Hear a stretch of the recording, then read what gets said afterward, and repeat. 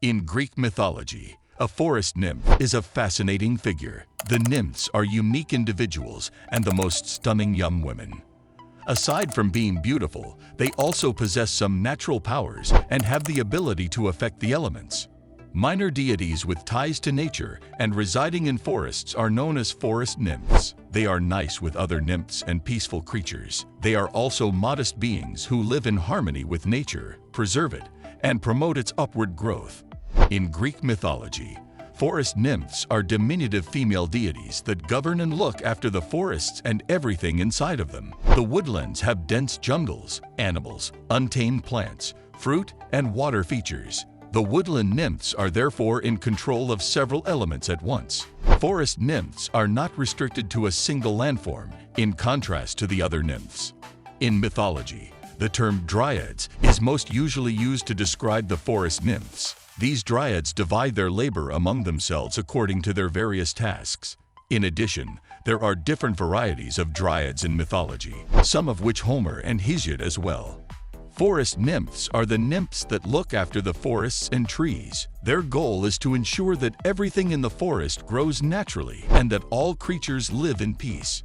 In addition to the traits that are typical of nymphs, forest nymphs also have several unique and specialized traits. One of the main reasons the dryads are recognized is that they are close to nature and do not value luxury. They are known to be mainly vegetarian or pescatarian and are relatively simple creatures that appreciate the little things in life. Despite the fact that nymphs are born in great numbers and must coexist for protection, all varieties of nymphs share some common ancestry. Nymph art is a well-known type of delicate art that uses dyes created from colorful flowers and plants. They are highly agile and can climb trees with ease because they are forest nymphs. They are quite lovely and small based solely on appearance. Their insignia are a tree and a leaf since they are so closely related to greenery and are so strongly associated with the color green. Additionally, some of the dryads live their entire lives tethered to just one tree. They tend to it and encourage healthy growth. Forest nymphs are serene, kind beings that have a variety of different landforms under them. They also get along well with other nymphs. They are nevertheless friendly with Mount Olympus. They are summoned to the mountain to take part in festivities and courts. Nymphs from the forest can wed both men and gods. However, they can have both mortal and eternal children. Important Greek mythological forest nymphs. Homer and Theogony reference dome dryads in the Iliad, and they occupy a major place in mythology. The list of literary forest nymphs is as follows. Oreads. These pine trees in the highlands are like dryads. The dryads ensure proper tree growth because it is difficult to develop pine trees. They give the tree every nutrient it requires. Melia.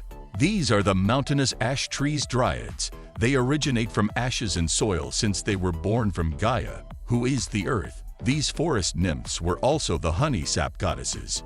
Hamadryads. These are the dryads that live in the mountains among the oak trees. Their primary goal is to care for oak trees in every manner possible so that they can grow and develop in a healthy way. They give the tree enough water and light for healthy growth. Meliads.